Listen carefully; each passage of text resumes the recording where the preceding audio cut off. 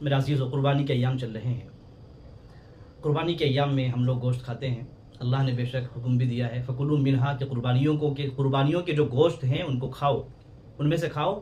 وَأَطْعِمُوا الْقَانِعَ وَالْمُعْتَرَ، اللہ نے فرمایا قانع اور معتر کو بھی اس میں سے کھلاؤ۔ میرے عزیزو، ہم رشتہ داروں میں تقسیم کرتے ہیں گوشت وغیرہ اور فقراء میں بھی دیتے ہیں۔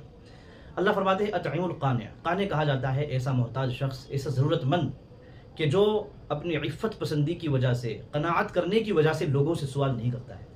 کچھ لوگ ایسے ہیں جو ضرورت مند ہیں، محتاج ہیں، لیکن اللہ تعالیٰ نے ان کو خودداری دی ہے اور وہ کسی سے مانگتے نہیں ہیں۔ اگر آپ کو ایسے لوگوں کے بارے میں معلوم ہو، اور اگر معلوم نہ ہو تو تحقیق کرنی چاہیے کہ بھئی کون ایسے لوگ ہیں جو ضرورت کی وجہ سے حصہ نہیں کر پائے ہیں، تو ایسے لوگوں کے گھروں میں میرا عزیز و گوشت پہنچانا تلاش کر کے بہت ثواب کی چیز ہے۔ اللہ نے فرمایا اس کو کھلاؤ۔ اطعموا القانع والمعتر، معتر کہتے ہیں ایسا فقیر جو دوسروں کے سامنے ہاتھ پھیلا دیتا ہے، مانگتا ہے۔ تو دیکھیے اللہ تعالیٰ نے جو قانع ہے اس کو مقدم رکھا ہے، یعنی جو مانگ نہیں رہا ہے لوگوں سے، اس کو پہنچانا ضروری ہے۔